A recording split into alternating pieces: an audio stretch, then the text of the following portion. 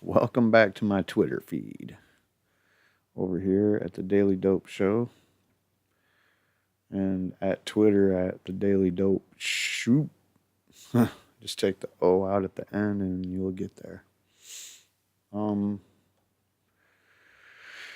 So like, there's some stories to talk about. There's pretty interesting stuff going on in the weed world. It's not exactly like November 2016 or anything, but actual shit is going on still. Like we have Kevin Sabat still talking shit. We have the Christian University of Colorado or whatever it's called. They're still talking shit. I might stumble across those in these retweets, whatever, retweets.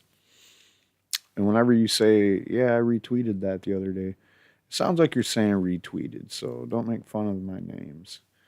People always give me shit for my names, like the Daily Dope Show, the weekly podcast, and now Retweeded. People are giving me shit about that name. Well, whatever. What's in a name anyway? Who cares? It has to be something, and it can't be like the same thing everybody else has the name of.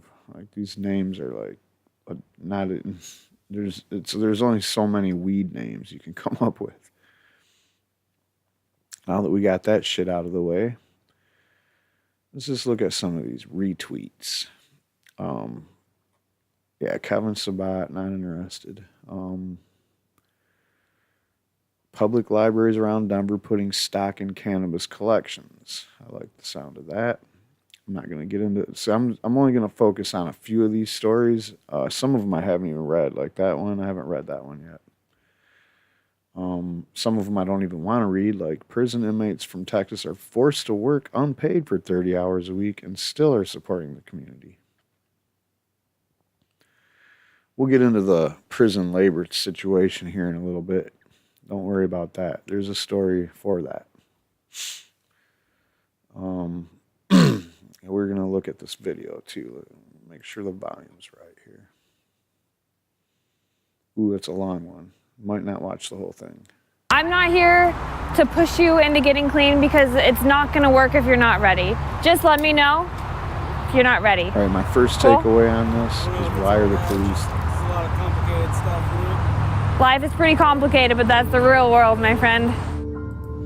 And why are you being like hard-nosed dick to a drug addict? It's just everywhere. Like, this is some real shit out here. This is not a joke, you know? Oh, is that it's what everywhere. it is? The epidemic is in every state, and it's blanketed. It's really easier to find. So if you're around this town, it's everywhere. People that you normally wouldn't think that would be involved in it are involved in it. Everyone pictures, junkies that come out from under a bridge with a needle hanging out their arm, they're all skinny. No, it's doctors, it's lawyers, it's judges, cops, business people.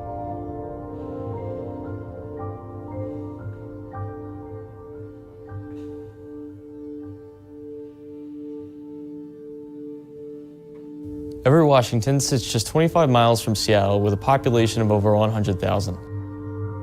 But amid the postcard imagery of evergreens and snow-capped mountains is a town that has slowly been eaten away by opioid addiction. I mean, we saw just this increasing number of people on the street. Our paramedics in the emergency rooms were treating more and more people. It just seemed like an incredibly increasing rate. It just didn't seem normal.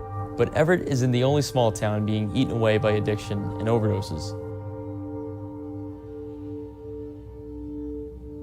As the opioid crisis gets worse, the public is becoming more familiar with what an overdose looks like. Locals take to Facebook Live to stream people turning blue in the middle of parking lots. Police departments post photos to show that those who use aren't the only ones affected. The New York Times reports drug overdoses are now the leading cause of death for Americans under 50. In 2016, roughly... You definitely have to make sure to watch where you're stepping, from feces to needles to any sort of thing that can be used as a weapon. Sometimes. So it sounds like you got a lot of problems. You have this kind of stuff where drug addicts are fucking just taking areas over and ransacking them.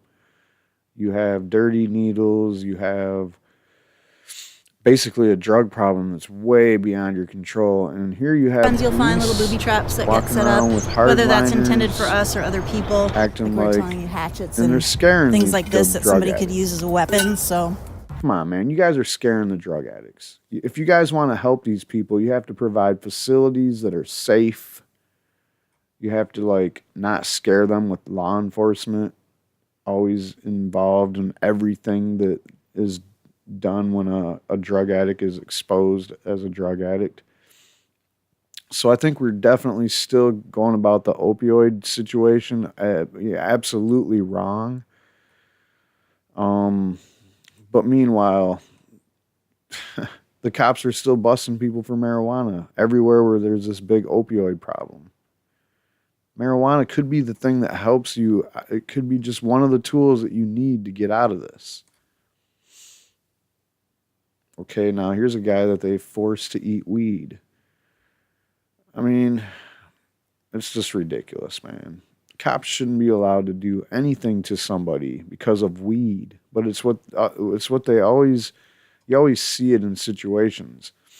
There was the situation where, this was a few years back now, and I think it was in Colorado, where the guy swallowed a bag, like a sock with some heroin in it, and the cops was like beating him up, trying to get it back from him, and constantly saying, "We want the drugs.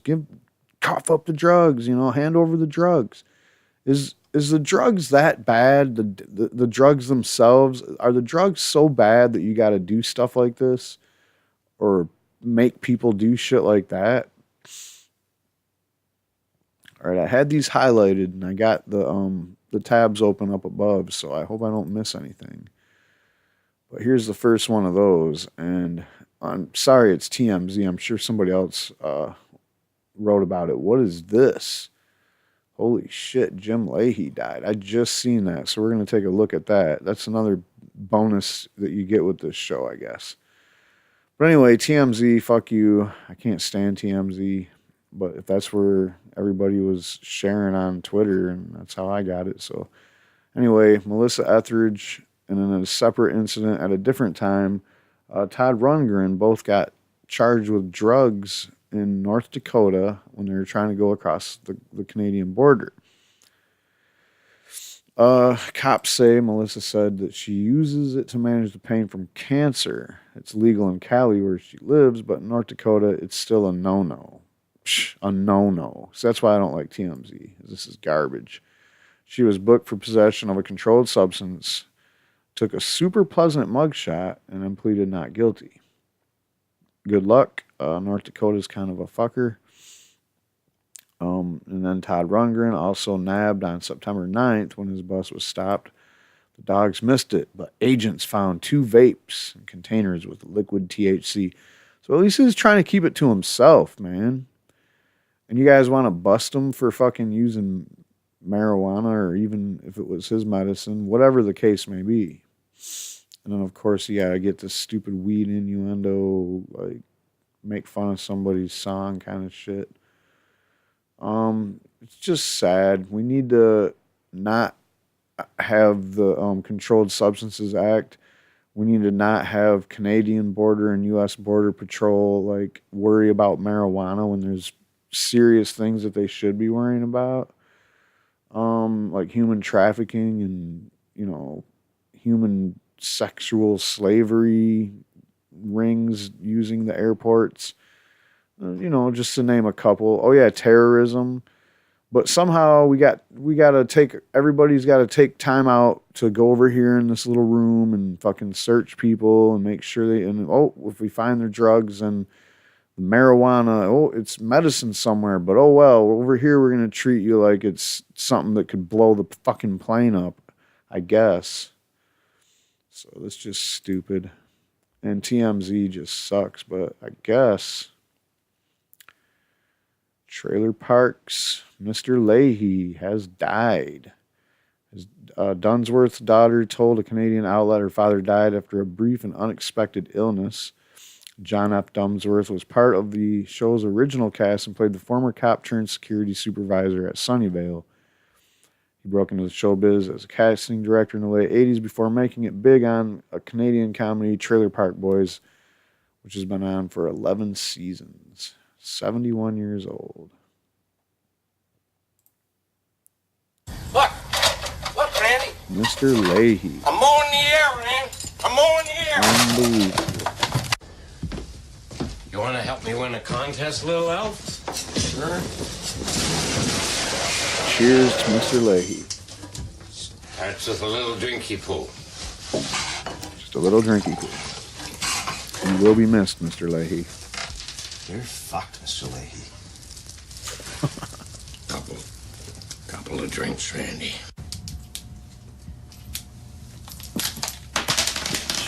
Mr. Leahy. All right. So in Canada, I guess the cops can just arrest you for drug driving. It's like a new thing. And I keep saying it, but man, I have so much shit going on these days. I guess I will try my hardest to unpack the shit going down in Canada with Trudeau's so-called legalizing marijuana and the government basically taking it over. So we'll talk more about that later, I hope. Or maybe we'll just chip away at it here and there. So Wisconsin used to provide America with 3/4 of its hemp. I didn't know that. But it is a pretty big area, and it is in the corn/hemp belt. I'm surprised Michigan didn't take a big chunk of that, but who knows why that was the case. This one I do believe I have. No? Did I miss one already?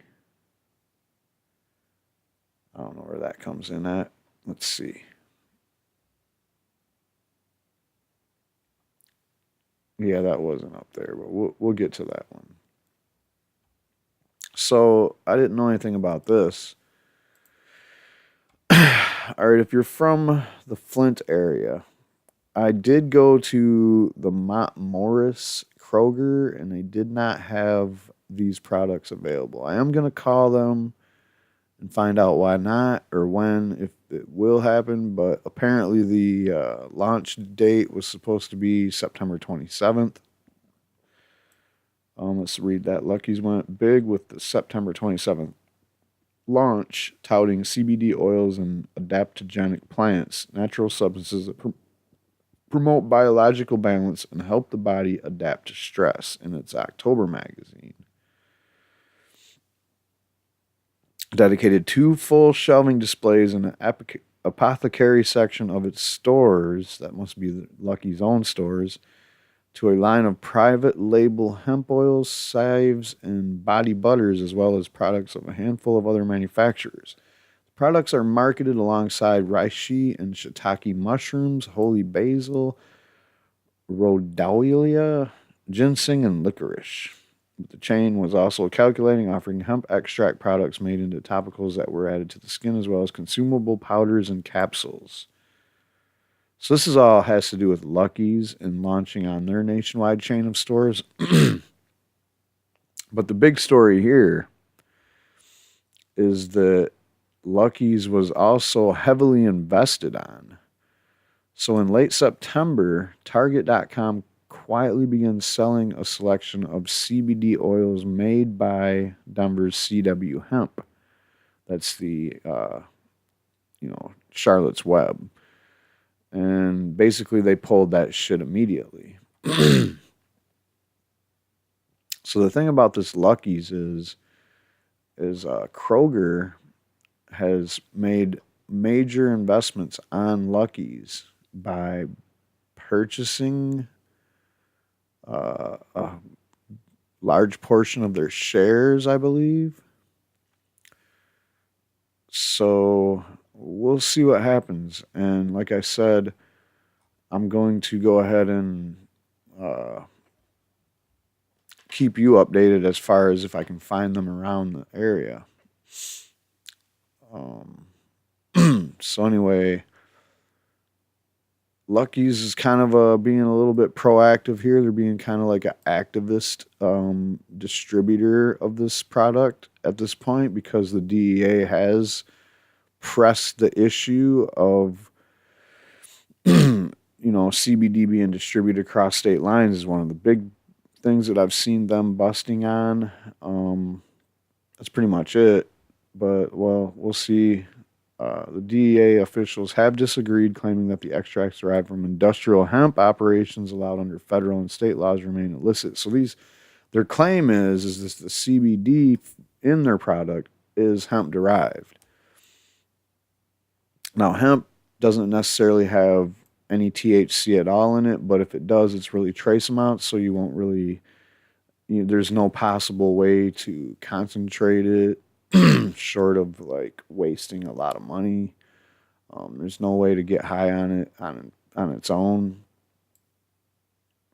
And when you do concentrate the whole product into one thing, the CBD basically cancels out any amount of THC that would be there if you have some high CBD hemp.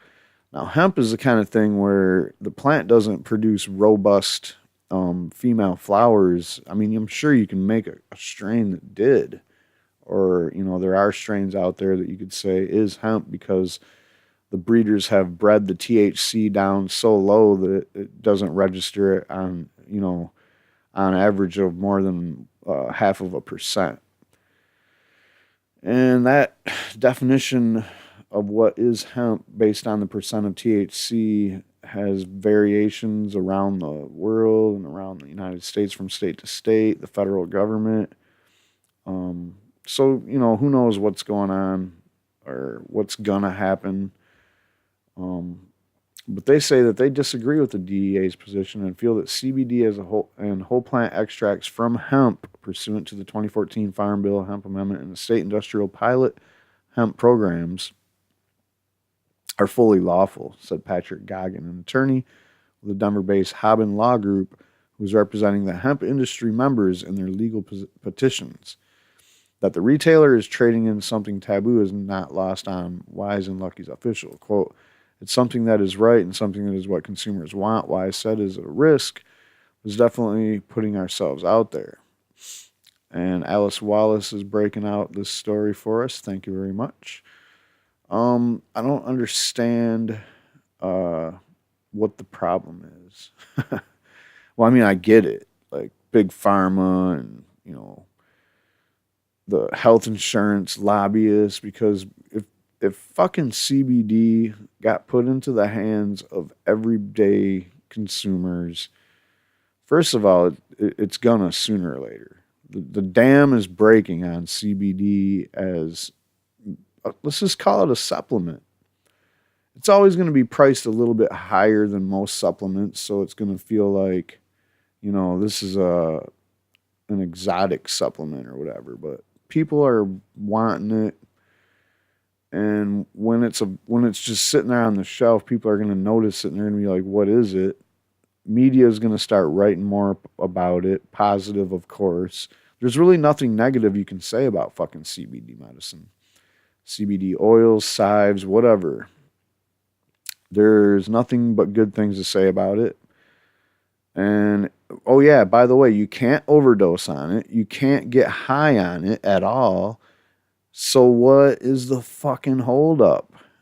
I tell you what the holdup is. It's the DEA, the FDA, Big Pharma, everybody the corrupt fucking government that runs this shit show. They don't want this shit out there. They don't want this in the hands of everyday people. And it's just because the greed in this country and on the greater scale, I guess, the world, but no greed is seen more prevalent than it is here in America. And these greedy fucking people that would like to control everything don't like it when you can grow your own medicine. They fucking hate it.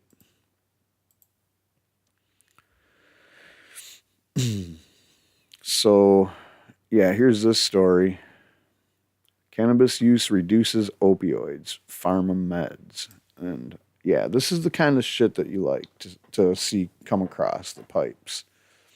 And whenever these stories do come across the pipes, I feel like I'm the only one that ever sees them.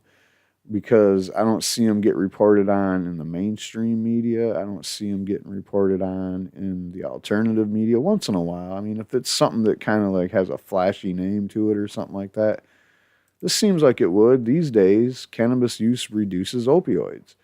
It's the very dialogue that we've been waiting to hear as far as like when people are talking about looking for ways we can try to help this opioid situation that we're in. So chronic pain patients enrolled in statewide medical marijuana programs are more likely to reduce their use of prescription drugs in patients who don't use cannabis, according to the data published online ahead of the print of the Journal of Post-Acute and Long-Term Care Medicine. This is an article by Paul Armentano. In case you don't know who that is, he's a long-standing member of NORML, National Commissioner of NORML. Deputy director, I should call him. Excuse me. Anyway, investigators from the University of New Mexico evaluated prescription drug use patterns over a 20-month period in 83 pain patients enrolled in the state's medical cannabis program compared to 42 non-enrolled patients. Researchers reported that, on average, program registrants significantly reduced their prescription drug intake, while non-registrants diagnosed with similar conditions did not. Specifically, 34% of registered patients eliminated their use of prescription drugs altogether by the study's end, while an additional 36% of participants used fewer medications by the conclusion of the same period. Quote, legal access to cannabis may reduce the use of multiple classes of dangerous prescription medications in certain patient populations, authors concluded. Is anybody listening to this shit? These stories are never too sexy, but I mean, this is some big time stuff this is good information, man, that doctors need to know, especially if you have the option to tell somebody, you know, hey, instead of going down that pill road, maybe you want to go up this road over here. A shift from prescriptions for other scheduled drugs to cannabis may result in less frequent interactions with our conventional healthcare system and potentially improved patient health. You trying to say that if you have somebody on these orange bottles all the time, then their health is kind of shitty? Yeah, that's kind of what I fucking have observed in my life. A pair of studies published in the Journal of Health Affairs previously reported that medical cannabis access is associated with lower Medicaid expenditures and reduced spending on Medicare Part D approved prescription medications. So it's also saving the taxpayers money? If you want to make that story sound good to Republicans, be like, hey man, taxpayers saved money because of this. We're not spending as much on Medicaid or Medicare Part D. Separate studies have reported that patients with legal access to medical marijuana reduce their intake of opioids, benzodiazepines, antidepressants, migraine-related medications, sleep aids, and among other controlled substances.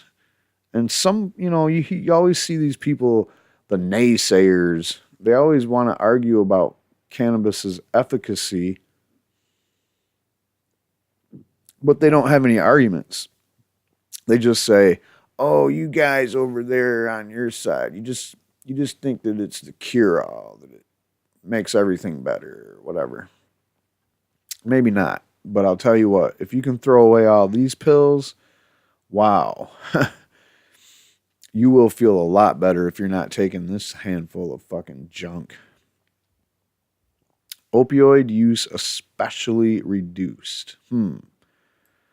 Hey, Chris Christie and your drug commission. Did you hear that? Oh, yeah, I forgot. You don't hear that shit because you ignored 8,000 comments that said shit like that. People that actually did quit their pills or reduce their pills. You just threw those comments right away when looking for ways to fix the opioid epidemic. You don't give a fuck about fixing nothing. You just want to put people in your, corrupt little rehab facilities so you can buy more donuts. Patients who have used medical cannabis following muscular skeletal injury report that it relieves pain symptoms and reduces their level of opioid intake, according to survey data published online ahead of print in the Journal of Orthopedic Trauma.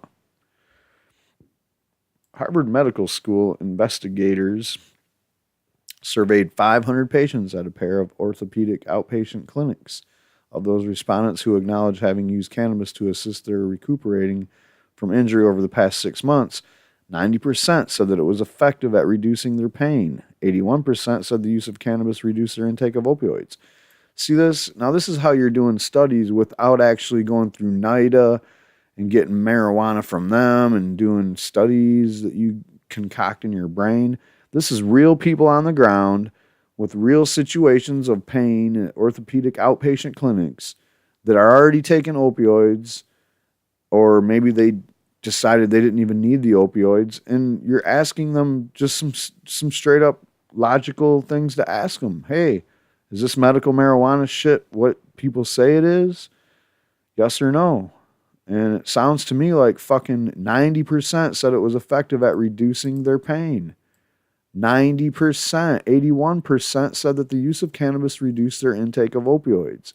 What more do you need to fucking know? Who else do you need to ask is what I should really say. That sounds like you're really getting to the heart of the matter there, Harvard. Good job. So I would expect nothing less from an Ivy League school, by the way. Quote, in the subset of patients who used marijuana during their recovery, a majority indicated that it helped alleviate symptoms of pain and reduce their level of opioid intake, authors concluded. That sounds like a no-brainer there. Findings are similar to those of prior studies finding that patients with access to cannabis frequently report mitigating their use of opioid pain relievers and other conventional prescription drugs. Thanks again, Paul Armentano, for continuing to keep good information coming. And I wish, I wish there was more consensus in the government about what's really happening on the ground. I'm talking to you, Chris Christie. Yeah, my old video. Yeah, I did a video about that one. So, as towns ban marijuana, and this is mainly, we're talking about, recreational states that just passed their law, but this is also an issue in places like Michigan where the government in Michigan's all of a sudden they're like, oh, medical marijuana is an industry. We're going to make $1 billion off of it. Or $700 million or some shit.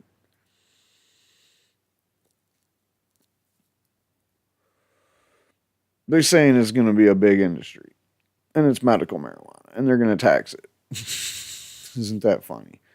But they're kind of making this threat too. Like, hey, if you opt out of having facilities in your town, then there's a certain tax money that we're going to get.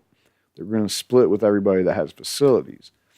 And people with more facilities will get a bigger part of the pie. Cannabis City.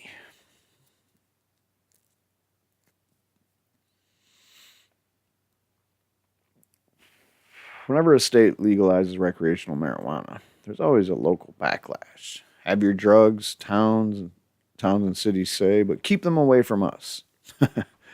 And they, like I've said before, it's like they act like if they opt out of having dispensaries or grow operations or something, that magically their town's just going to be like this marijuana-free zone where nobody smokes weed. Come on, guys, get a fucking grip. People smoke weed there now. People smoked weed there before it was legal. Your grandpa smoked weed there. His fucking uncle smoked weed there before him. This shit ain't nothing new, guys. Quit acting like legalizing marijuana and opening a dispensary up all of a sudden is the first time there was ever marijuana in your town.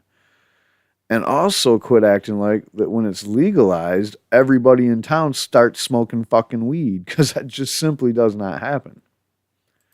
So if a municipality bans pot, though, should they reap the financial benefits of it being legal? Some states just say no. And I say, why should you give them a cut of it? You know, what's the fucking point? I mean, I'm guaranteeing you it's not going to be that much money to make a difference anyway, but still, it could be a little bit more money for the people that did want to participate in the program. So Oregon has already started keeping marijuana tax revenue from localities that effectively ban the substance. California plans to withhold pot-funded law enforcement and health grants from places with commercial marijuana ban. That don't make sense. Pot-funded law enforcement? Okay. California's going hard on regulations. So if someone opts out of it, they probably can't afford to give them money. So sorry, guys. And now the effort is underway in Massachusetts to reduce the amount of money that cities and towns with bans and restrictions or operations can get from the state's 17% marijuana tax. Now back to California. If you opt out, you're still going to have marijuana in your town, dummy. You're still going to have and probably it's going to be all black market because you didn't have any fucking above the board shit. How stupid is that? And now you don't get as much money for law enforcement as somebody that has legal marijuana. Apparently you don't know how to do this right. They want you to get your shit together so you can arrest people that you don't like and let people grow weed that are your friends and giving you money. Duh. The corrupt fucking legalization game. Get involved. All right, so now an effort is underway in Massachusetts to reduce the amount of money. Yeah, okay, we already read that. Massachusetts is one of the 4 states to legalize recreational marijuana by popular vote last year. The 2016 election season doubled the number of states with legal weed to 8 plus the District of Columbia. The drug is now legal in Alaska, California, Colorado, Maine, Massachusetts, Nevada, Oregon, and Washington State. No hard count exists, but it's not unusual to see about 1/3 of localities imposing some kind of ban on pot production and sales in any of those states, and including Michigan, who are talking about this opting out shit. Another thing about Michigan is towns like mine are, we're going to opt out of the medical marijuana facilities licensing act, which was a set of laws that Lansing passed last year that regulates and licenses 5 marijuana facilities, one of them being like a secure transporter. And so basically, if you opt out of that, then you're just losing money. But when you opt out of that, towns like mine act like they opted out of marijuana altogether. I got news for you. In my town, we still have the residential caregiver grows. That's not going away unless you guys just start arresting people for doing it for no apparent reason. And then you have the cannabis cup, which is here twice a year in my town. But somehow they don't want dispensaries and grow ops and shit. Whatever. But by withholding revenue, states are hoping cities will abandon their bans. It's probably not going to work. What's gonna make them lift their bans isn't the getting cut out of that petty little tax money. It's gonna be that they see towns that didn't opt out of the ban and everything's going good. They're not gonna see them towns like fall to go to pot or whatever you want to call it. Like all these fear mongering. I guess the towns that opt out are the ones that bought into the fear mongering. And they also have more churches per capita, I've noticed. Now that the state has imposed its restriction on that revenue, pro-marijuana places will see a bigger check.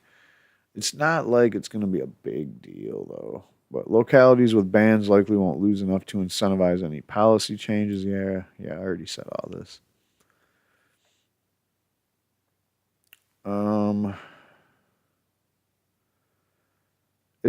It's just a little bit of an incentivizer.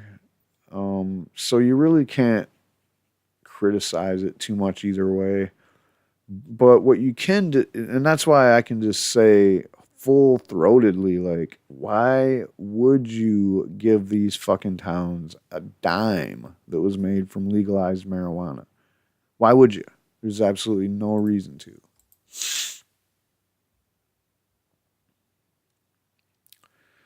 Yes, Forbes has a lot of great cannabis articles and Tom Angel's new home, but here you go with the reefer madness. They still crank this shit out.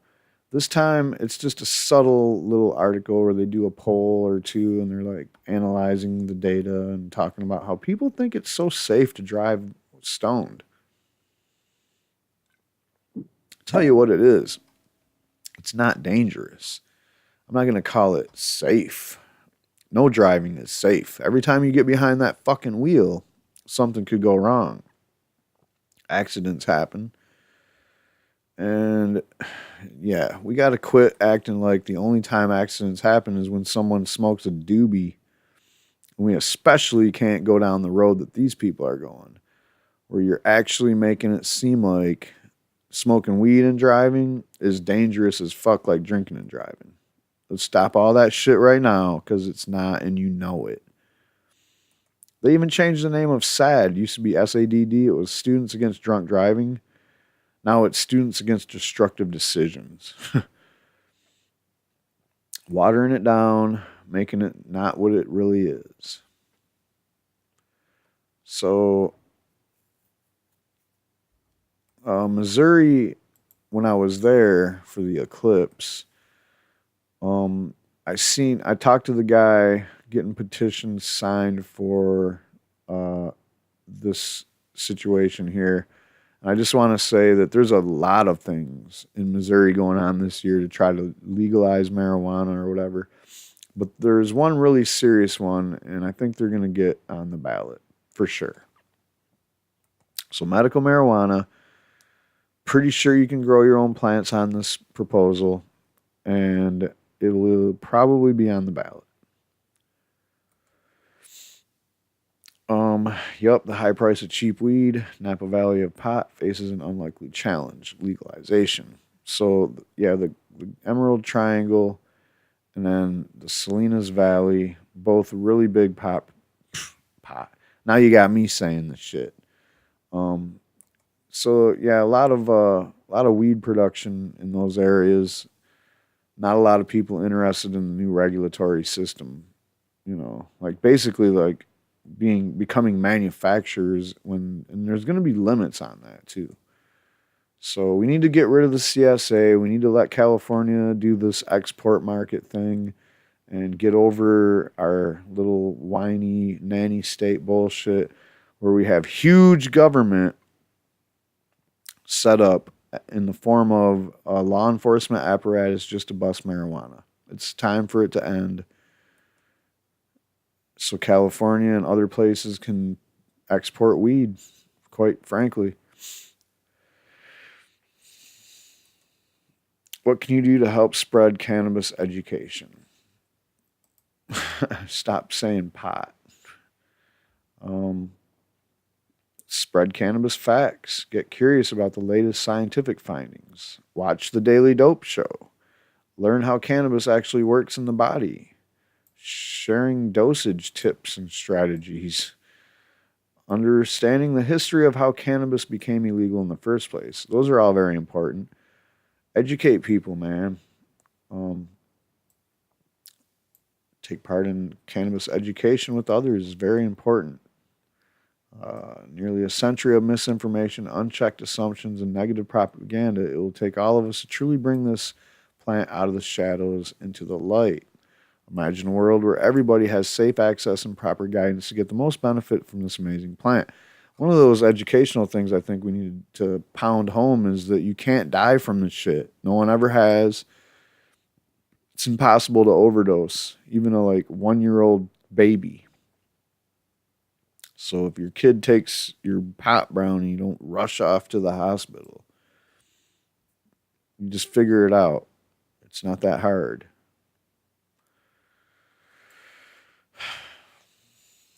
Well, this is all very nice and shit, but I'm not going to really read too much more of it. Participate in advocacy events. That's kind of efforts or whatever. That's kind of important, especially if you see a petition around. But also check the language out. Know the petition you're signing. Like I said, Missouri had a whole bunch of them, but it seemed like there was only like one or two maybe really good ones, and then the guy I talked to was kind of behind this third one that I thought was really good, and it basically just legalized marijuana, got rid of prohibition, kind of like abrogate in Michigan. Leverage social media. Good luck. I'm trying my hardest. And ever since I started, I think I got off to a okay start, and then everything started going like crazy. Social media is trying to censor me as much as possible. So it's not as easy as it sounds. Write an educational article. Now that's a good idea. Why not? Just do a little research, write an article. It's kind of like writing a book report when you're in school or whatever. And then, just make it interesting, read it, maybe try to float that shit, man. Think about it. There's a niche in there for people to write articles, no doubt. There's a lot of weed writers out there, though, so competition is stiff. Create compelling visuals. I would just try to limit that to pretty good graphics or whatever. Don't go too crazy with it. Yeah. So now we got this asshole. The drug war is the worst thing going. We all know that. But what is this? Let's just check this shit out. Place out there. I don't want state prisoners, okay? They are a necessary evil to keep the doors open, that we keep a few or keep some out there. And that's the ones that you can work. That's the ones that can pick up trash, the work release programs. But guess what? Those are the ones that they're releasing. In addition to the bad ones, and I call these bad, in addition to them, they're releasing. This is terrible. We can't see this video. Some good ones that we use every day to wash cars, to change oil in our cars, to cook in the kitchen, to do all that where we save money. Well, they're going to let them out. Jesus, man. So, how does these black police officers feel about this? This is just terrifying that we have, yeah, this criminal justice system in this country is pretty fucked. What's the worst thing about it is guys like this are running it. We got to put up with this shit for a little bit longer. Too many regulations, making recreational marijuana a little bit fucky. I would say so. So California, Massachusetts, and Maine are all about to open stores. What's going to happen? We'll see. I'm not going to read through all this, but we'll get to it. We'll see it as it happens. And I'll do stories about it as we see it happen.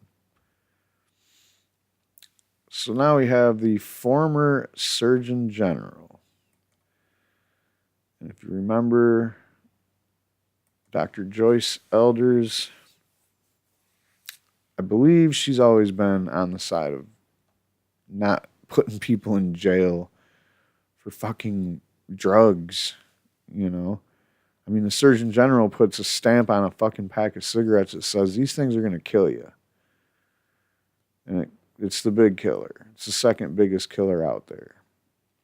It's going to kill you if you keep doing it. Sooner or later, you will die.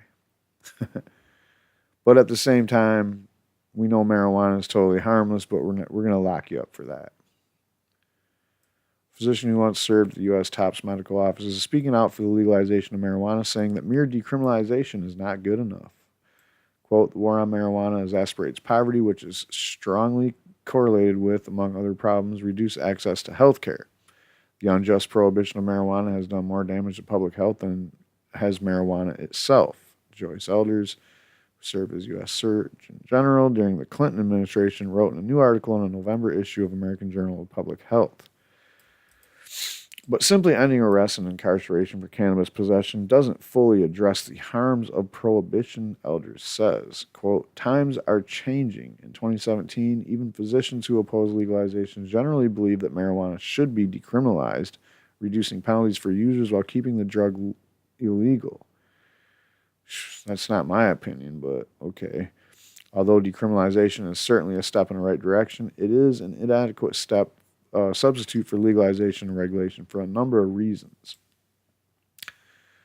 We can go on and on about that. But one thing that stands out is that when you decriminalize, you still, if you don't have a regulated system, it's like you don't want to have like one without the other. You want decriminalization, you want to also have a regulated and a regulation set up, so that you can someone can sell the fucking drugs. Otherwise, you got a black market still.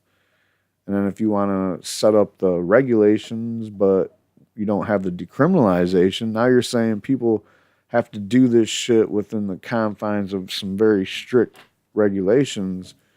And if they don't do it, then they can still go to jail. I mean, come on, man, make up your fucking mind. So Elders co-authored a new piece with Dr. David Nathan and H. Wesley Clark. Oh, cool. Former director of the Center for Substance Abuse Treatment at the Substance Abuse and Mental Health Services Administration. Together, they are members of the advocacy group Doctors for Cannabis Regulation. Decriminalization does not empower the government to regulate product labeling and purity, which leaves marijuana vulnerable to contamination and adulteration, the doctors wrote. And guess who's selling it? Still the same black market characters that we are trying to get that out of the hands of. This also renders consumers unable to judge the potency of marijuana, which is like drinking alcohol without knowing the strength. Although that's not a big problem. I mean, come on, man. It's not alcohol. Alcohol, you're going to know kind of just by drinking it. Marijuana, it doesn't really matter. It's not going to be so strong it fucking kills you, because it can't. Moreover, where marijuana is merely decriminalized, the point of sale remains in the hands of drug dealers who will sell marijuana as well as dangerous drugs to children. This isn't the first time Elders has spoke up about marijuana and drug law reform. In 1993, while serving as Surgeon General, she advocated that the country should seriously consider legalizing drugs. Bingo. Quote, I do feel we'd markedly reduce our crime rate if drugs were legalized, she said. I don't know all the ramifications, but I do feel we need to do some studies.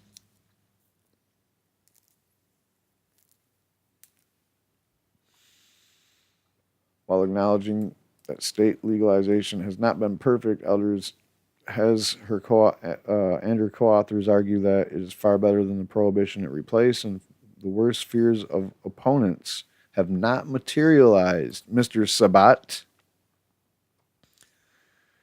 all you opponents, all the things you keep saying are going to happen if you legalize marijuana, they don't happen. You know, like the teen use going up, which who cares? It's not going to go up that much if it even does, but it didn't. And legalization is to prevent teens from buying it. The black market will go away if you do the regulations right. But all this drug driving, crashes, and all this, you guys are hyping up some bullshit that ain't fucking happening. So, yeah, she was right there. Their worst fears have not materialized. Nobody's dying from marijuana. Whatever. Anyway, they also point out that decriminalization policies don't actually fully protect consumers from criminal sanctions and other consequences. That's true, too. Contrary to popular belief, decriminalization does not actually end the arrest of marijuana users. Despite New York State decriminalizing marijuana in the 1970s, New York City makes tens of thousands of marijuana possession arrests every year, with continuing racial disparities in enforcement. Finally, under a decriminalized system, the government prosecutes marijuana growers and sellers, thus constricting the supply chain. This drives up the price of marijuana, making untaxed illegal products more lucrative, the market for it more competitive and violent, and purchasing it more dangerous. So we need an approach where you either A, get rid of fucking prohibition and let the free market decide, or B, you regulate and decriminalize at the same time. You can't really do one without the other, and it's fair to the consumers who can be criminalized still. That's ridiculous.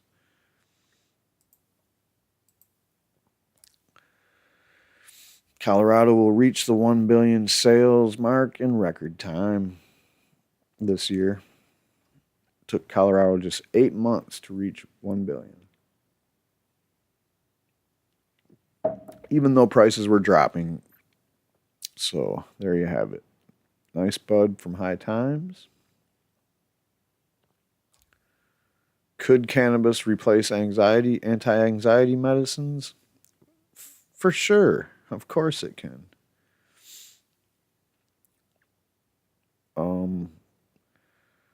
Major General Jeffrey Snow on more waivers for recruits who smoked pot. We're a microcosm of society, and 8 states have legalized marijuana. So the military wants your stoners. And they'll probably get a few of them because there's still a lot of people who are private employers who still fucking piss test. And marijuana is the biggest thing on their list. It's not the biggest thing. It's just the only one that people seem to have to study extra hard to beat it. Because marijuana stays in your system for a lot longer than any other drug.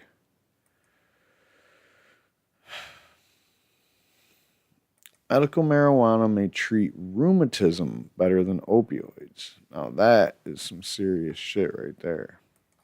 We'll just take a quick look at this.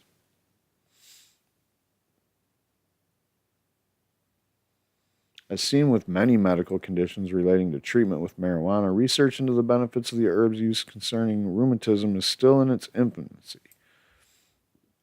However, there have been a few rather interesting studies to date.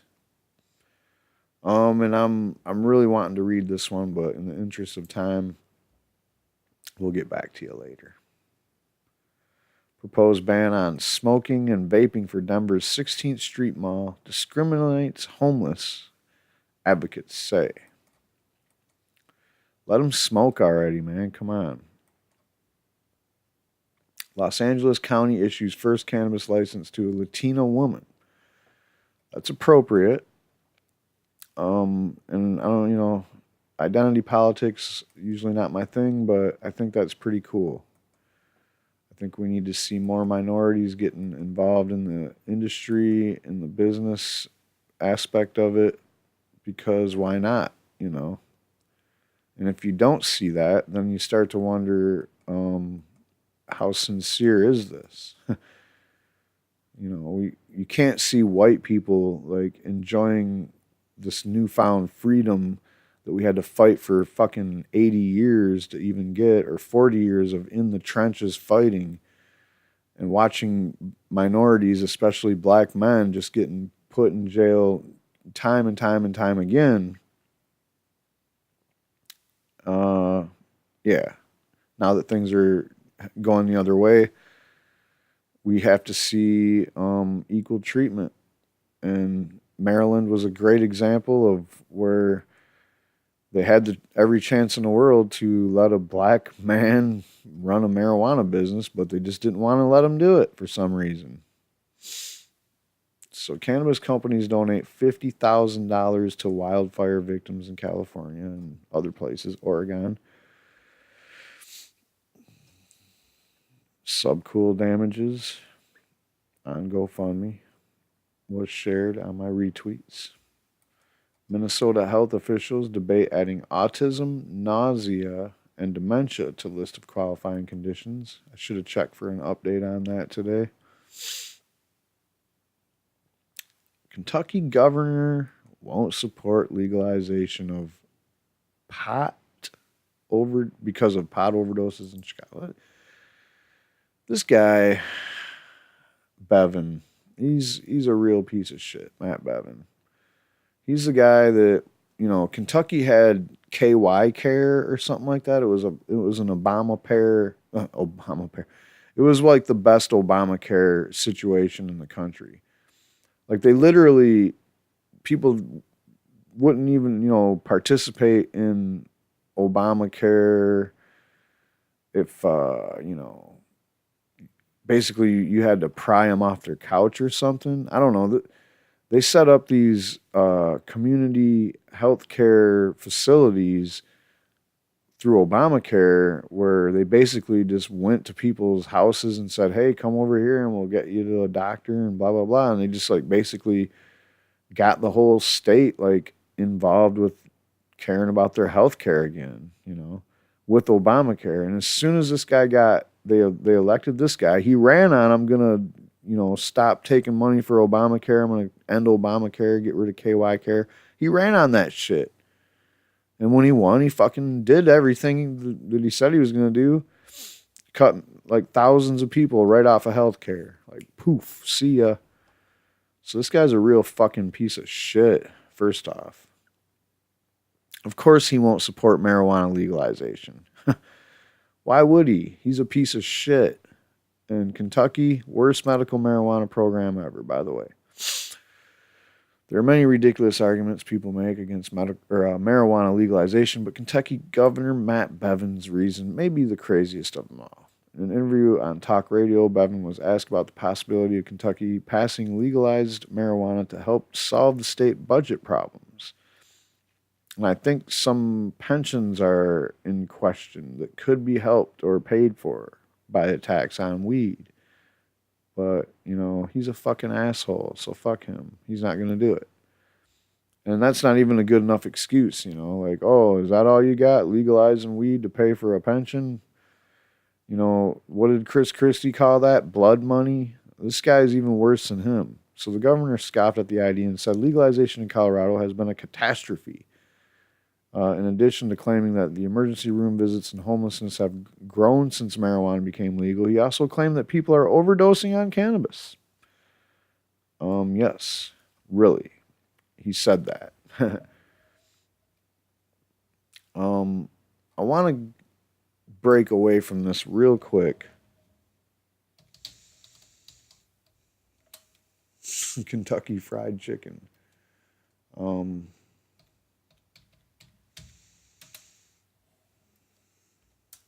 Let's see what the Kentucky opioid crisis is looking like. Well, I mean, you don't have to go that far back to find a current story on it. Kentucky physicians take a leading role in opioid crisis. They extend their leadership to help communities. I mean, this is a big problem in Kentucky. You see the headlines is all you need to look at. Kentucky, Eastern Kentucky, the bullseye of the U.S. opioid epidemic. Opioid epidemic in Kentucky is a public health catastrophe, experts say. Kentucky's opioid crisis would create trouble, blah, blah, blah. Kentucky cops joining national movement to steer addicts into, I kind of want to know what that says. Let's check it out. Into treatment. Again, I don't like the looks of that. I didn't like it in Ohio earlier when we looked at the video. And I'm not liking that either. Like, if you're going to talk to addicts, you probably don't want to scare them with cops. Unless, even when the cops are putting on a real friendly face, it feels wrong. All right? This is not a fucking law enforcement issue. This is a public health problem at this point, at this stage in the juncture. And if you try to fight this with cops, you're just going to produce more junkies. You're going to produce more dealers and more junkies because that's what the fucking drug war does. And as you've seen in that Ohio story, you're going to produce actual cops with fucking addiction problems themselves. Pretty soon the cops aren't trying to drag the addicts over to rehab. The cops are actually going to rehab because they need to go to rehab too. Kentucky lawmakers hear sobering accounts of the opioid crisis. Kentucky lawmakers seek solutions in day-long meeting on opioids. A whole day spent.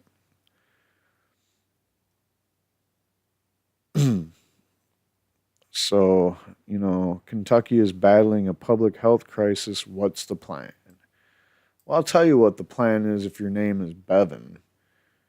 The plan is to ignore science and data and anecdotal outcomes and forget about trying to do anything smart and then go out there and talk shit about weed and ignore your opioid problem that you have.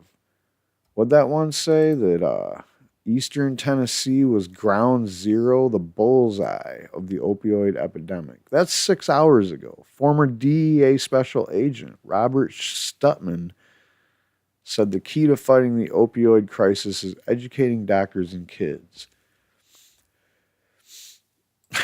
What did I say earlier when I was reading that thing about some studies that talked about opioids? We need to do more studies that talk about what opioids, that's one way to fight opioids is not prescribe them in the first place because they're the gateway to heroin. We know that now. They've been lying to us for decades saying marijuana is the gateway to heroin. Well, no, it fucking kind of ain't. The gateway to heroin's Vicodin. When you stub your toe and they give you Vicodins, or you get a tooth pulled and they give you fucking Percocets, next thing you know, at the doctor's, 10 years down the road, you do something, you sprain your leg or your back hurts chronically, so they fucking slap a fucking fentanyl patch on it. Then you can't afford that when your insurance gets cut. Next thing you know it, you realize that buying a $10 pack of fucking heroin is cheaper than an $80 patch. So this is what this dickhead said. THC content in marijuana is not like it was even a generation ago. So he's going to pull out the old reefer madness from 1940. This ain't your dad's reefer. That's rich. That's what Bevin said in the interview. Quote, there are people overdosing based on ingestion of products that are edibles and things. What in the fuck is this guy doing running the country, running the state of Kentucky? Hey, you're running a fucking state in the United States. You sound like something out of an Orwell book. There are people overdosing based on ingestion of products that are edibles and things. First of all, you sound like a complete fucking moron. I mean, he might have been taken off guard, might have been kind of stuttering or whatever. But that sounds like really ignorant shit right there. Yeah, I'm talking to you, fucking Bevin. You're an ignorant fuck. Many of the other issues Bevin cited are claims made by anti-legalization advocates. You mean reefer madness that we've been debunking for a year now on this channel? And none of it, it's like the same, it's like a fucking broken record, man. The same 5 or 6 talking points just keep coming back around again. And every now and then they try to throw a new one in there. Like, oh, guess what? They're fucking lacing marijuana with fentanyl. No, they're not. If they are, they're pretty fucking stupid. I mean, I've even heard some shit where somebody's, I don't know where I seen this, maybe Facebook or some shit, just some super random shit for you. Cops talking about how people are putting Vicodins or crushing up fucking fentanyl and sticking it in the dirt. So when the marijuana plant grows, because it was in the dirt, of course it's going to end up in the bud as a fucking, analog fucking narcotic. I mean, this is how stupid motherfuckers are out there. That's just how dumb it is. They also have largely been debunked, and Colorado Governor John Hickenlooper even sent a letter to Attorney Jeff Sessions explaining why those arguments are falsehoods. And by the way, they always use Colorado as some kind of a fucking Like, oh, yep, we've done the studies, and then they break out the high intensity drug trafficking area reports or some other fucking debunked bullshit study. And the actual people in Colorado that have these numbers that they study, because they do this because it's their state and they want to know what the actual numbers are, come back and be like, hey, you're when you said teen use has gone up in Colorado, you're actually full of shit. Here's the real numbers. But they never fucking retract their bullshit. They just go on to the next stop on their tour, like Kevin Sabat. He seems like he's on a fucking world tour right now. Well, not world tour. He's basically just on a tour of the country, going from like church to college church to fucking church college, spitting this fucking fire about how Colorado burned to the ground and all the kids are using heroin now because they started out with dope. Or, with marijuana. They did, the people using heroin, I really feel for you. But if all this shit comes from, this whole opioid epidemic, it's a multiple dimensional thing. But time and time again, you can see proof to where this gateway has started through pharmaceuticals. And I hate to say it, man, but Kentucky's one of those places, man. It isn't like a, inner city type situation where, you got the black market with a place where you have to go into a dope house to buy even marijuana. And then all of a sudden the people at the dope house is like, they got all this other shit there. And they might even be like, oh, we don't got any weed today. So what else do you want? And for real, this ain't like that in Kentucky. In Kentucky, it's like the doctor gave you some Oxycontins and you were like, hell yeah, or you got some from your aunt or something, like everybody was doing this shit. It's called hillbilly heroin. And don't fucking try to act like you don't know what I'm talking about, Governor. So why even worry about marijuana? And why would you ever say that people are fucking overdosing on marijuana when you literally have, again, Eastern Kentucky, the bullseye of the U.S. opioid epidemic? The bullseye of the U.S. epidemic. Ooh, it's got a video. Let's check it out.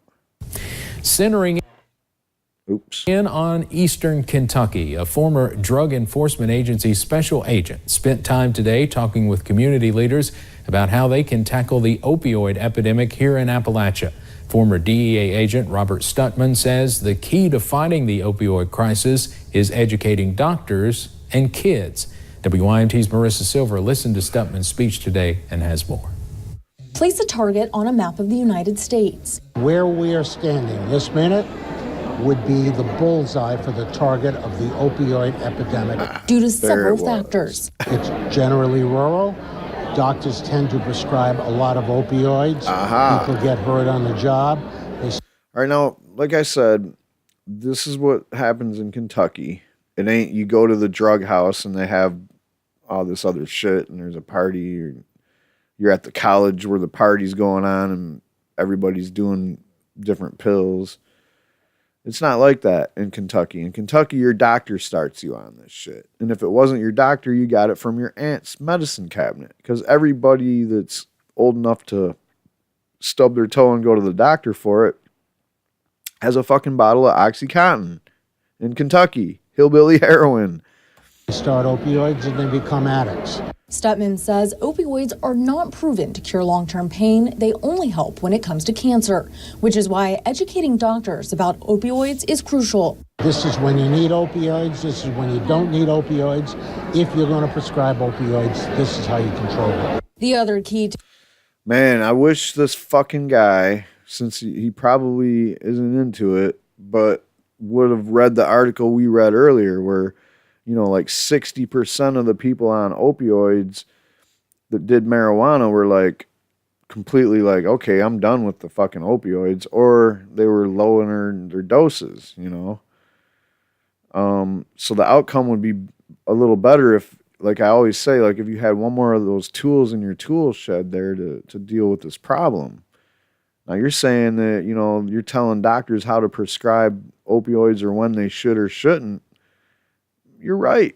But if someone is possibly, you'd still be like borderline or give them some Vicodins for the first month, see how it goes.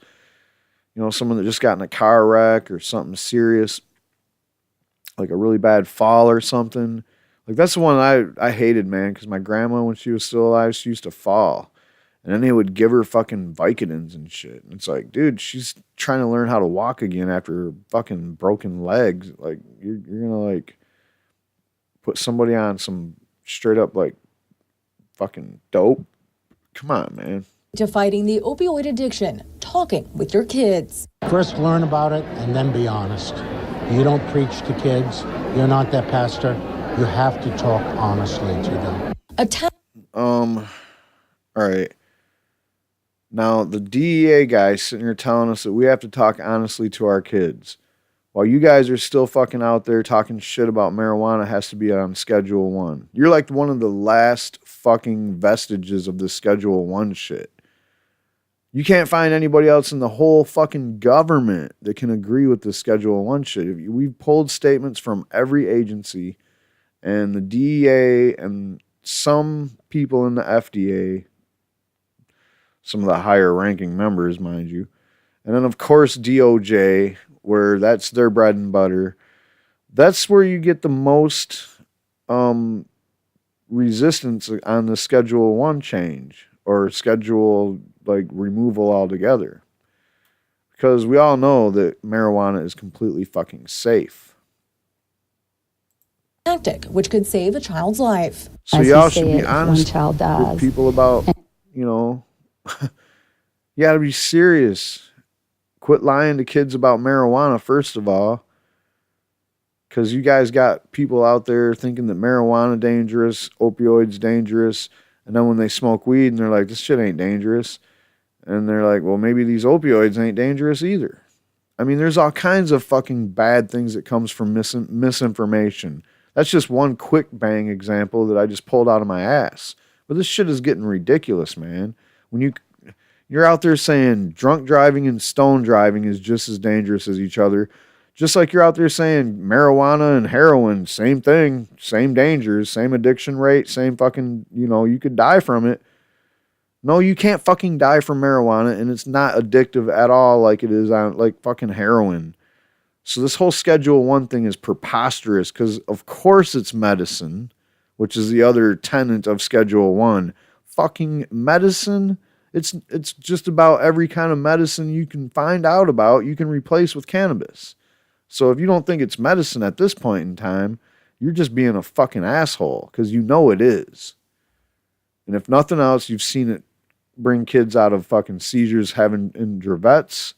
You've seen it make somebody that has chemotherapy have an appetite. I mean, the list of obvious shit that's like, oh yeah, that would qualify it as medicine. How about this one? You smoke it and you feel better. Whatever, man. So Matt Bevin, just a piece of shit, really. Bevin reiterated during the interview that he will not allow marijuana legalization while he's in the government's office. So you know what that means, Kentucky? That means vote this shithead out, man. He already fucked y'all health care over like Trump's trying to do nationally, single-handedly, but whatever. He said, we are not, while I'm governor, going to be legalizing the use of marijuana in this state for recreational purposes or for the revenue-generating purposes. He sounds like one of those towns that opted out of the dispensaries and grow operations and shit, not thinking, oh, not only do we get all their application and registration fees and taxes and shit, but we get kickbacks from the state. You're just going to walk away from all that fucking money. He also is not trying to legalize gambling either.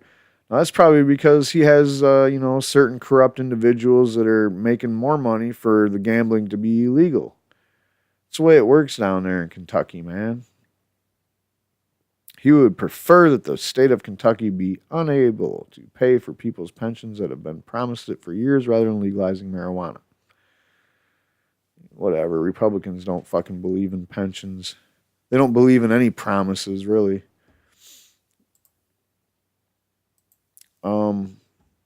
Yep. Did a story about that. Yeah. More good pictures of bud. There's some TGA genetics, too, if you guys didn't know who Subcool was. He's the mastermind of TGA genetics. And nothing wrong with TGA genetics, man. Some of the best shit. I always look at my list of strains that I'm holding at the time. And for some reason, there seems to always be more TGA than any other individual breed stock.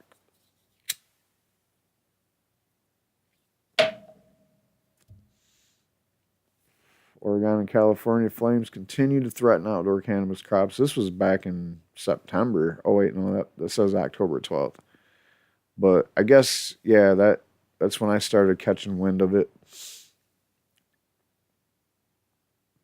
139 Toronto dispensaries closed with charges on 121 for property owners, 276 for business owners, and 214 for employees. Jesus.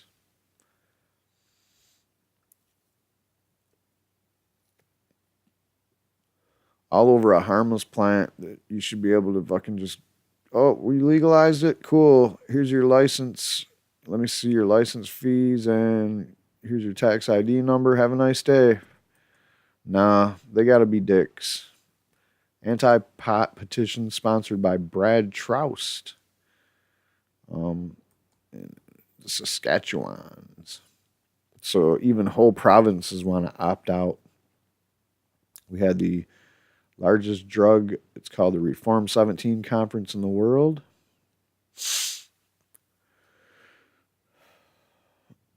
Thank you, Rep. Walter Jones, for co-sponsoring the Career Act of 2017 from North Carolina. I haven't checked up on the Careers Act of 2017 in a while, but I'm pretty sure it's going to have to become the Careers Act of 2018 because not enough co-sponsors, not enough action in committees. It's among many other things that happened in 2017. It seems like, yeah, it's probably not going to see the light of day. We need hemp more than ever. Blumenauer calls for cannabis research to combat the opioid crisis, because we're sick of sitting here talking about how many ways that it can help change the numbers. And right now the numbers are more people are dying every year than that died in the fucking Vietnam War from America. So come on, man, we can do better. Only 2 Louisiana doctors have signed up to offer medical marijuana. Yeah, I wonder, they wrote their law so that, a doctor had to actually prescribe marijuana, which is not something that is done in any other medical marijuana state. So good luck with that shit. TJ. DCMJ, one of my friends on Twitter. Case that could disrupt Maryland medical marijuana. Baltimore judge ruled Wednesday to proceed to trial in a case that could disrupt the industry. I feel like I'm shortchanging you guys by just saying that much. All right, god damn it. What are they trying to do? What are they trying to do to the weed?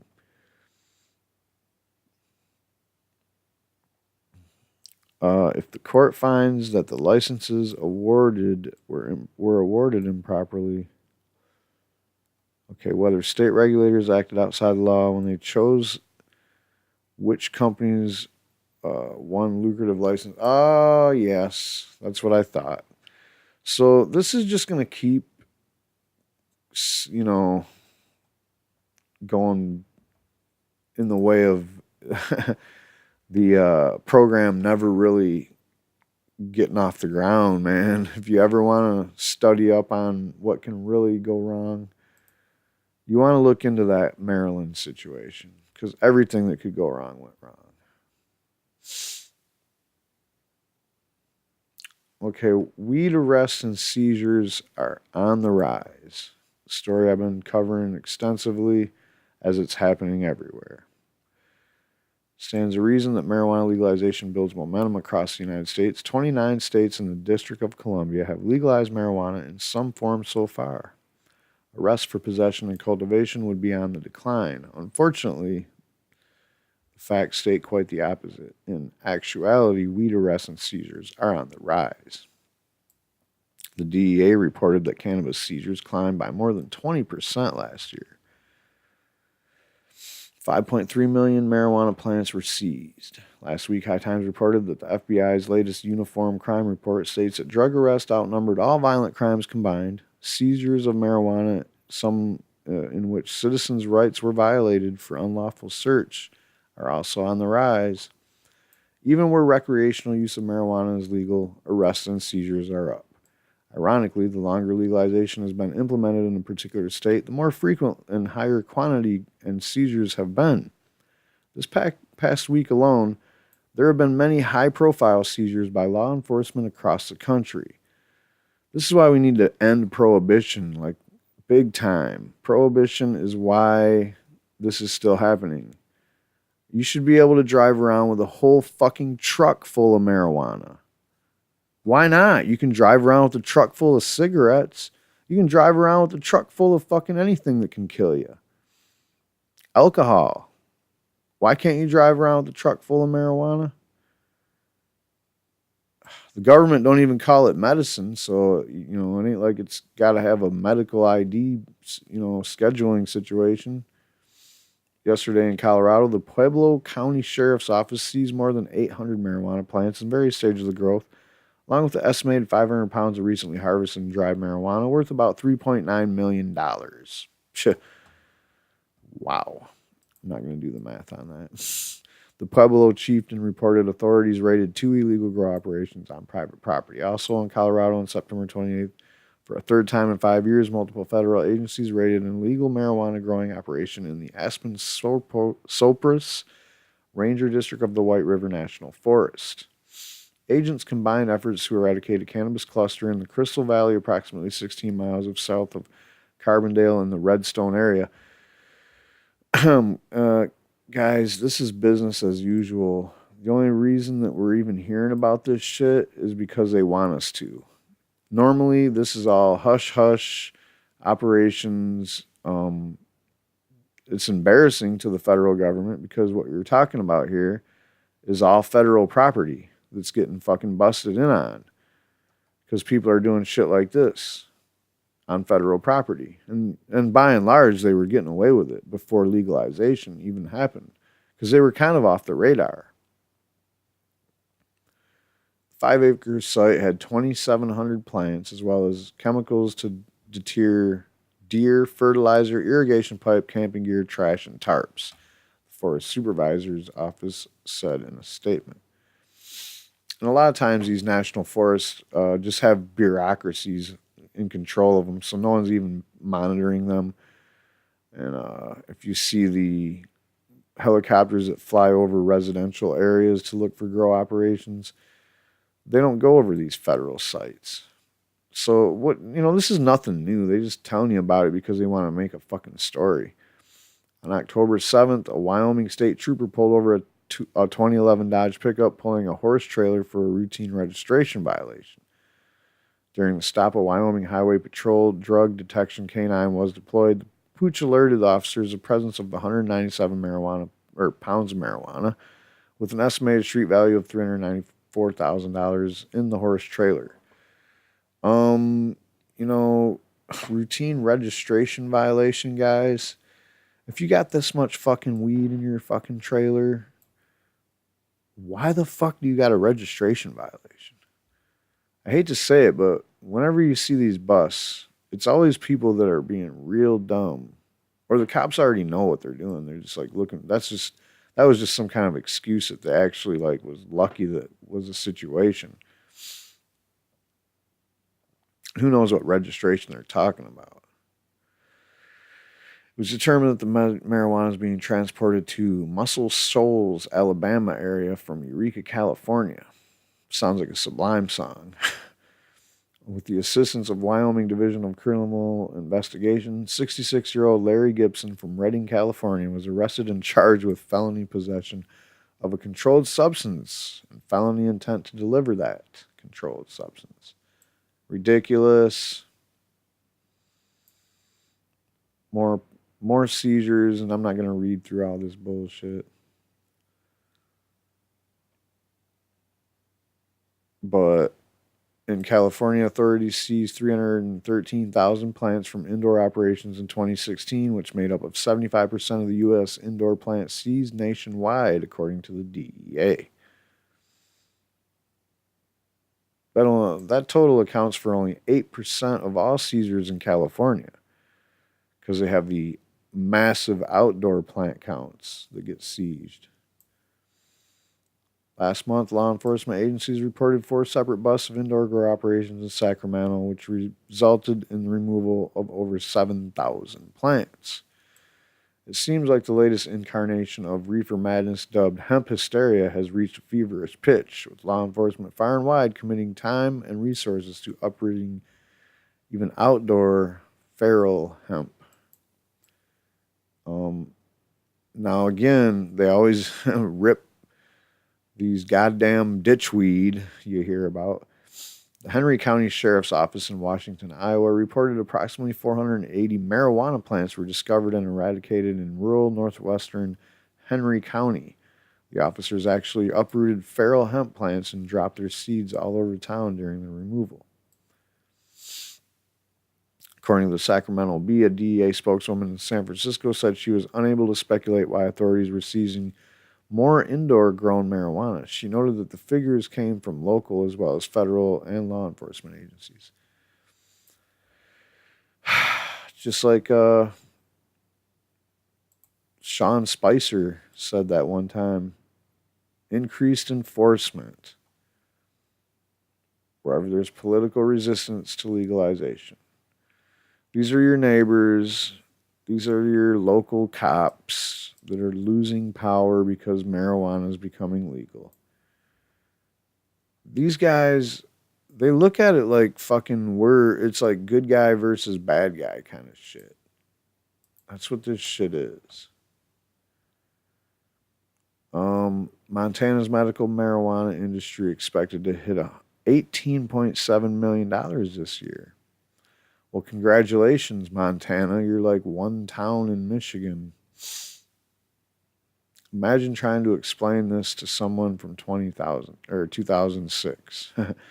Potential Senate candidate Kid Rock fires back at Eminem for his anti-President Trump freestyle rap.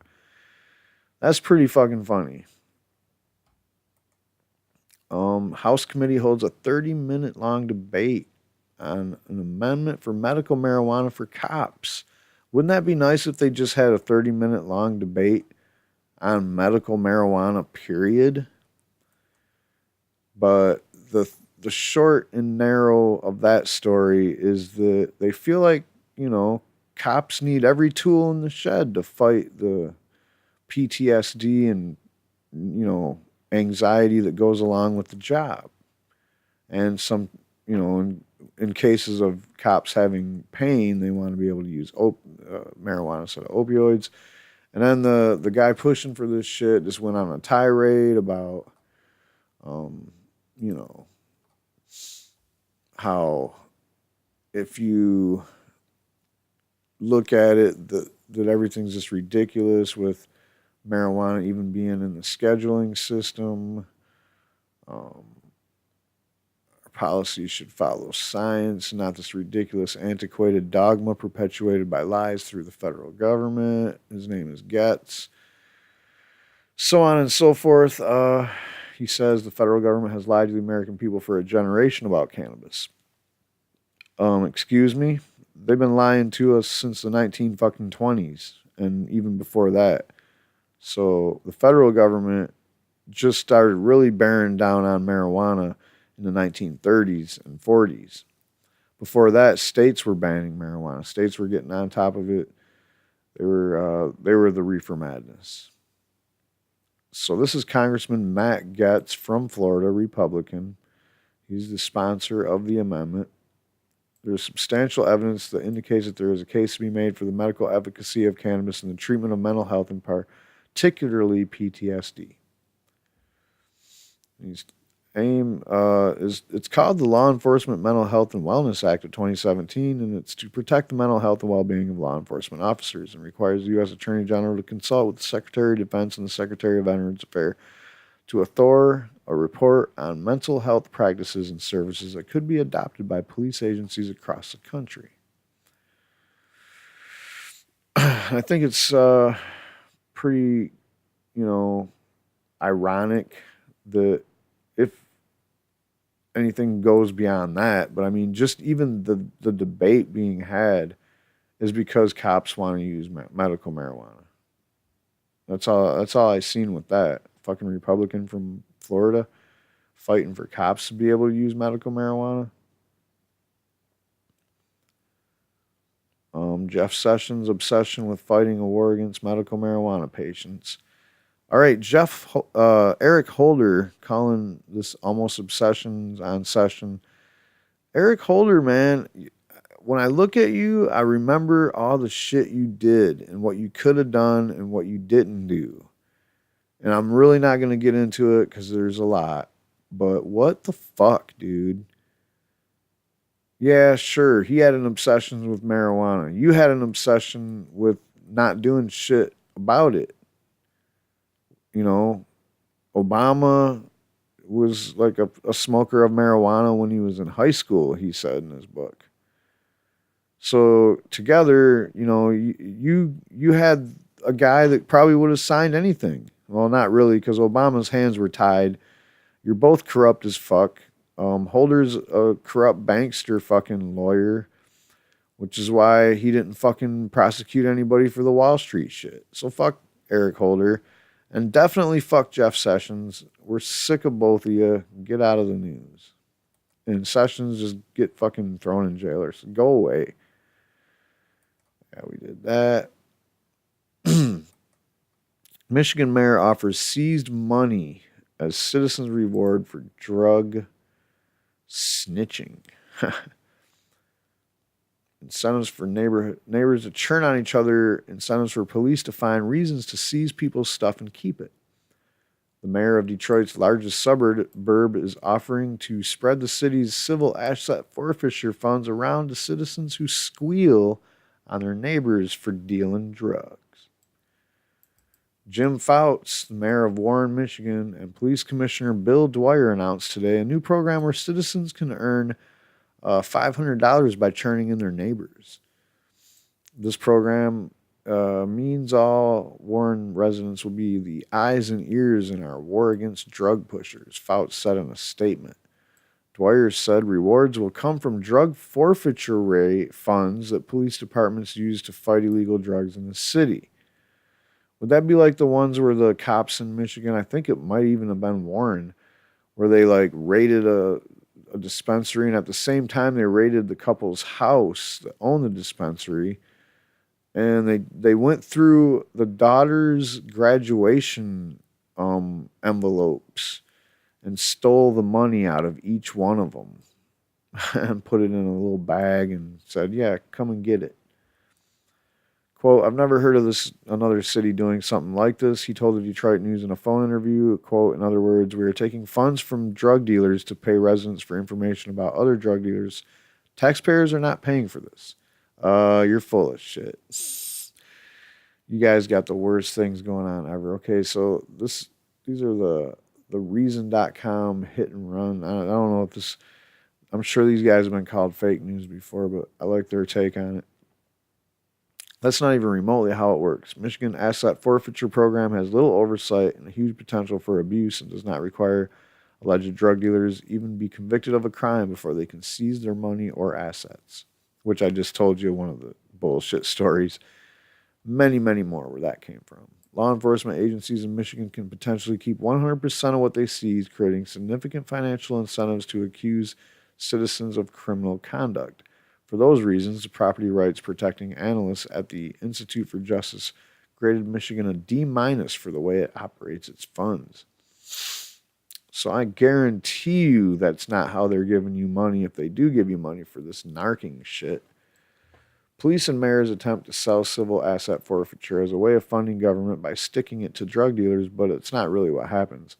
Last year, Traverse City, Michigan attempted to seize the home of a couple operating a medical marijuana dispensary without charging them with anything. The Detroit Free Press in 2015 highlighted several cases just like that one. Saying taxpayers are not paying for asset forfeiture is simply not true. Well, I mean, first of all, the cops are punched in on the clock while they're stealing your shit, and then they get to just fucking keep it. So how is that not, how are taxpayers not paying for that?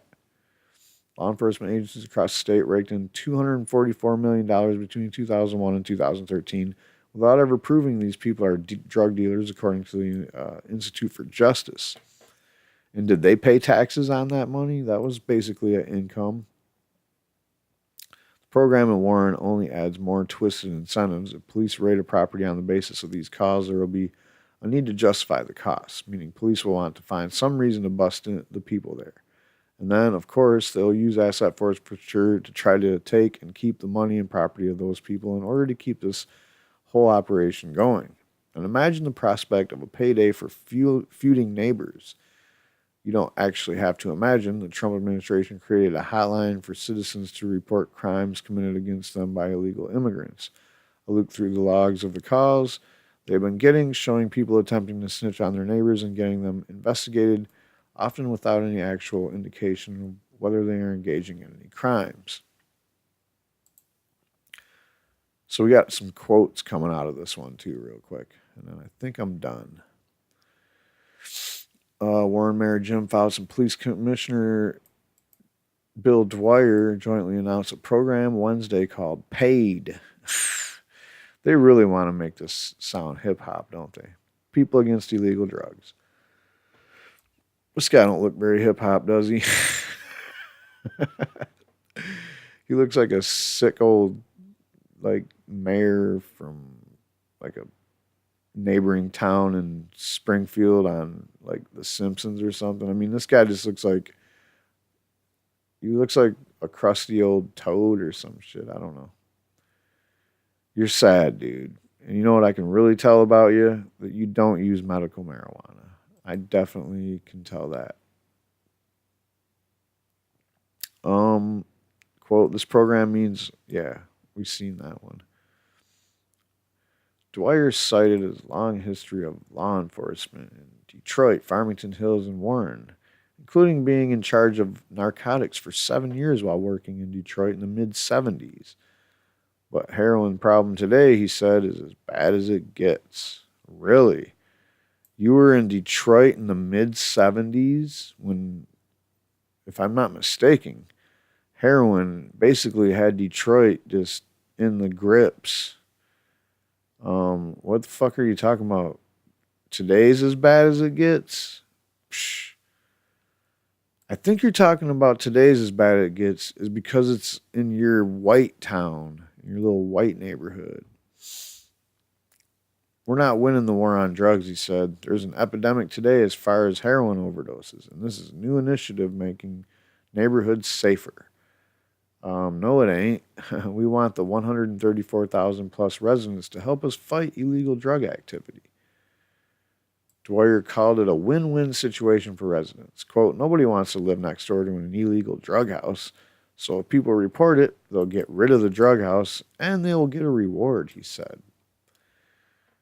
And the hotline phone number, get this, 586-574-GUTS. And we guarantee you it will be confidential. Man, I bet you that phone don't ring very often. I'm telling you, man, it takes a lot of guts to just knock out your next door neighbor or whatever, man. Fouts said tipsters should provide as much information as possible, including the address of the suspected drug house and a summary of the drug dealers and their illegal activity. They should also provide a contact name and number to receive the cash reward that will be determined on a case-by-case basis. Both Fouts and Dwyer Sorry about that. They described this program as unique and far-reaching. According to the statement, Warren had a dramatic 400% increase in heroin overdoses from 2015 to 2016. As of 2017, the city now equals last year's record. Last year, Fouts approved the Warren police and DEA raids into 6 Detroit drug houses. And it didn't help the opioid epidemic there, buddy, raiding those 6 drug houses. Whatever, man. You had a 400% increase in heroin overdoses from 2015 to 2016. And you think that getting the neighbors to narc on each other is going to solve that fucking problem, dude? You got a serious problem on your hands, man. I don't think law enforcement is a way to handle this heroin epidemic that you have in your city. There, you old goat. Yeah, that's it for the retweets. Man, that was a lot, and I had to do some makeup. So that was about 1.5 weeks worth of retweets. All I remember is the yeah, it was pretty fun-filled times with the updates. Pretty crazy altogether. The drug war rages on. The opioid crisis rages on. And back in the old days when I still had time to make weekly podcasts, which I probably will get back to soon. I mean, shit, this is as long as one of those, if not longer. I would have done like good people that smoke weed or whatever. And this was already on the slate. So Melissa Etheridge, cheers to the good people that smoke weed. As in, Jeff Sessions' famous statement about how bad people or good people don't smoke marijuana.